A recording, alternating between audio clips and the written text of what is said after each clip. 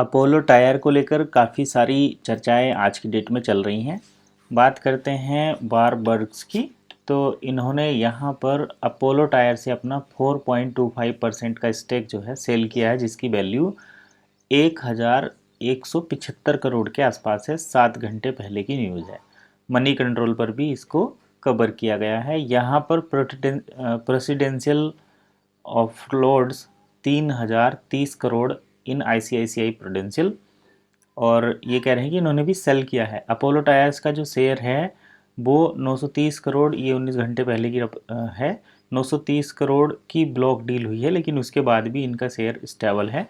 ऐसी इन्फॉर्मेशन हमें गूगल पर देखने को मिल रही है अपोलो टायर से संबंधित। तो ये सारी चीज़ें क्या वाकई में सही हैं? चलिए पहले तो एनएससी की वेबसाइट पर इसको देख लेते हैं, और उसके बाद इनका टेक्निकल चार्ट देखकर हम उसका एनालिसिस करेंगे। तो यहाँ पर देखिए, हमें 27 अगस्त में अपोलो टायर्स से संबंधित दो तीन डीलें देखने को मिल रही हैं। पहला तो ये है 27 अगस्त, एक ये है 27 अगस्त। अपोलो टायर, अपोलो टायर और एसबीआई लाइफ इंश्योरेंस कंपनी ने यहाँ पर बाय किया है कितना? ये किया है 56,32,000 करोड़ रुपए का इधर से परचेजिंग। ठीक है, ये बाय हुआ है। अपोलो टायर का ICICI prudential life mutual fund ने, ये बिग इंस्टीट्यूशन होते हैं जो कि मार्केट की डायरेक्शन को भी निर्धारित करते हैं। तो यहाँ पर अगर देखा जाए तो 1,90,80,000 की बाइंग आईसीआईसीआई प्रूडेंशियल लाइफ ने अपोलो टायर में की है।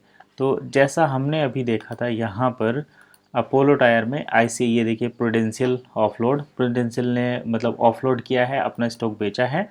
बट हम जब एनएससी की साइट पर आते हैं तो हमें पता चलता है कि आईसीआईसीआई ने इसको परचेज कर लिया है 1,90,80,000 रुपये का। ठीक है, अब अगर हम और देखें 27 अगस्त की डील में, तो हमें अपोलो टायर का नाम नहीं दिख रहा है।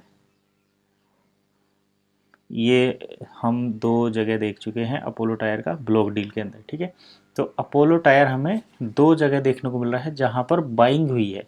कितनी हुई है? लगभग 2.5 करोड़ के आसपास की बाइंग इसमें हुई है।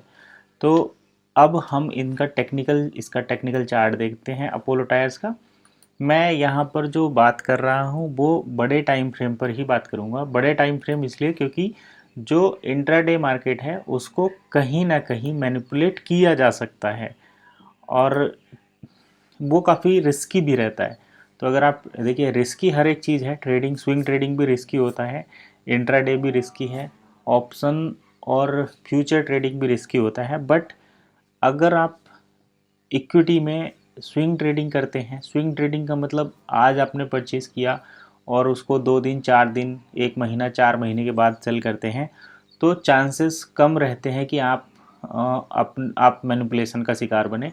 आपकी सक्सेस के चांस बढ़ जाते हैं। ठीक है, तो इसलिए मैं जब भी यहाँ पर बातें करता हूँ स्विंग ट्रेडिंग की ही करता हूँ।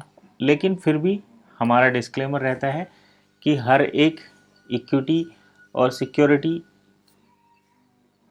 इक्विटी मार्केट में, सिक्योरिटी मार्केट में जोखिम रहता ही है। तो आप अपने फाइनेंशियल एडवाइज़र से सलाह लेकर ही निवेश करें, क्योंकि यहाँ पर आपको लॉस भी हो सकता है। अब देखिए, अपोलो टायर्स का हम वीकली टाइम फ्रेम पर चार्ट देख रहे हैं।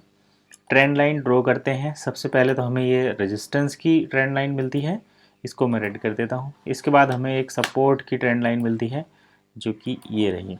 अब मार्केट इन दो ट्रेंड लाइन के बीच है, सपोर्ट और रेजिस्टेंस। अब ये लेवल अगर हम निकालें तो इस लेवल को निकालने के लिए हम फिब रिट्रेसमेंट टूल का इस्तेमाल करेंगे। यहाँ से भी आप ले सकते हैं और यहाँ से भी ले सकते हैं। चलिए मैं यहाँ से ही लेता हूँ, एक आइडिया मिल जाएगा।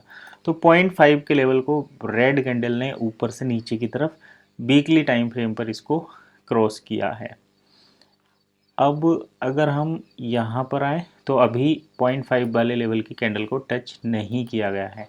इसका मतलब अभी फिब रिट्रेसमेंट से हमें आइडिया नहीं मिलता। बट सपोर्ट रेजिस्टेंस के चक्कर में अगर हम पड़े, अभी 0.5 के लेवल से नीचे ही है, तो उससे जो हम निष्कर्ष निकाल सकते हैं वो ये कि यहाँ पर वीकली टाइम फ्रेम के अकॉर्डिंग, जैसे यहाँ से मार्केट ऊपर बढ़ता चला जा रहा है, ये जो एंगल्फिन कैंडल है या एक ट्वीज़र करके जो कैंडल बनी है, इसके बेसिस पर मार्केट ऊपर जा रहा है। बट जब हम यहाँ अभी 0.5 लेवल के नीचे हैं तो इसका मतलब मार्केट अभी स्ट्रॉन्ग नहीं है। हाँ, अगर ये कैंडल ग्रीन होती तो मार्केट में चांसेस बढ़ जाते कि वीकली टाइम फ्रेम पर अपोलो टायर्स ऊपर जाएगा। अब यहाँ पर इसी न्यूज़ का एनालिसिस कर लेते हैं। देखिए 300 करोड़ सेल किया है और 930 करोड़ की ब्लॉक डील हुई है, तो 430 करोड़ थर्ड डे, ये 19 घंटे पहले के लिए large block deal birth around 930 crore hit the counter. लेकिन अगर हम यहाँ पर देखें एनएससी की वेबसाइट पर, तो हमें बस 2-2.5 करोड़ रुपए की बाइंग की डील मिल रही है। तो डील ये भी ब्लॉक डील है, बट अमाउंट कम है, ये अमाउंट कम है, लेकिन ये भी हज़ारों करोड़ में आता है। तो 2000 करोड़ के आसपास की ये डील है और यहाँ पर है 3000 करोड़ की डील। ठीक है, तो अब जब इनका हम एक मिक्सअप कैलकुलेशन करते हैं तो लगभग बाइंग उतनी हो चुकी है जितना सेल है। तो न्यूज़ का जो मेन मैटर होता है वो ये कि ऐसा एक सिनेरियो क्रिएट किया जाता है जहाँ पर मार्केट में पोजीशन बने और ऑर्डर को निकाला जाए, लिक्विडिटी क्रिएट की जाए। तो अब छोटे टाइम फ्रेम पर थोड़ा सा देख लेते हैं कि अपोलो टायर्स क्या कहने वाला है। तो डेली टाइम फ्रेम पर जब हम स्विच करते हैं तो हमें और ज़्यादा क्लियर यहाँ पर पिक्चर मिल जाती है देखने को। तो ये रहा डेली टाइम फ्रेम और यहाँ पर ऑफ लोडिंग हो रही है एक अच्छी कैंडल के साथ, रेड कैंडल। और इस टाइप की सिनेरियो जब भी बनते हैं तो मार्केट में टेक्निकली गिरावट देखने को मिलती है, क्योंकि सपोर्ट पर 377 के प्राइस पर ज़्यादातर रिटेलर्स बाइंग करते हैं। ये जो छोटे छोटे कैंडल दिख रहे हैं ये रिटेलर्स की बाइंग को दिखा रहे हैं, और जब रिटेलर्स बाइंग करते हैं तो उनका स्टॉप लॉस कहीं ना कहीं राउंड नंबर या फिर उसके नीचे सपोर्ट के पास रहता है। तो 377 और 400 के आसपास हमें ये दो सपोर्ट देखने को मिल रही है। 420 पर भी एक अच्छी सपोर्ट है। तो अगर मार्केट ऊपर भी जाएगा तो उसको कहीं ना कहीं ये 420 का जो प्राइस है इसको टच करके ही ऊपर जाना चाहिए as per the previous record. But अगर हम देखें कि मार्केट थोड़ा ज़्यादा ही बियरिश हो जाए तो ये फिर यहाँ पर 377 मतलब 400 की सपोर्ट को भी ये तोड़ सकता है। डेफिनेटली जाना ऊपर ही है क्योंकि फंडामेंटल्स काफ़ी अच्छे हैं, बट हमें जो इंट्राडे लोग करते हैं या छोटा मोटा स्विंग ट्रेडिंग प्लान कर रहे हैं तो उनको यहाँ पर थोड़ा सा ध्यान रखने की ज़रूरत है। अदरवाइज मार्केट जो है काफ़ी बड़ा चकमा और बड़ा लॉस भी दे सकता है। तो चलिए फिलहाल इतना ही। आज हमने देखा कि अच्छा एक छोटा टाइम फ्रेम और देख लेते हैं जो इंट्राडे वाले लोग हैं उनके लिए भी। तो मैं यहाँ पर करता हूँ 15 मिनट का टाइम फ्रेम और यहाँ पर देख लेते हैं। तो यहाँ पर हमें एकदम गिरावट देखने को मिली, लेकिन मार्केट क्या कर रहा है, मार्केट यहाँ पर जो प्रीवियस सपोर्ट है, प्रीवियस डे का जो क्लोजिंग है वहाँ पर सपोर्ट लेता हुआ दिख रहा है। तो ये जो बायर्स हैं, जो बायर हमें इस कैंडल पर देखने को मिल रहे हैं, यहाँ पर जो हमें बायर देखने को मिल रहे हैं ये अभी मार्केट से निकले नहीं हैं।